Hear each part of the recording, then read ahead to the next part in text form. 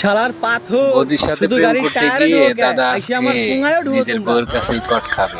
খাওয়ার পর বৌদি ঠাকুরপো, যাবে কই আর দাদা যাবে আমার কই 500 সেটাই টাকা দেখো। ধার দাও না। 500 টাকা ধার দেব, কিন্তু তার বিনিময়ে তুমি আমারে কি দিবা? আমি তো খেল আমার আর শুরু কি হওয়া। দেওয়ার আছে বলো, তুমি যা চাবা আমি তাই দেব। তাই তাহলে আমার একটা দাও। নেও। আজকে তো তুই গেলি রে পাগলা। শালা আমি এগুলো কি দেখতেছি?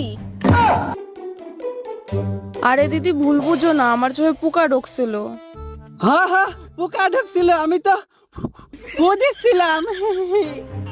পোকা আমি দেখি। এবার কোথায় পালাবি বাচ্চা?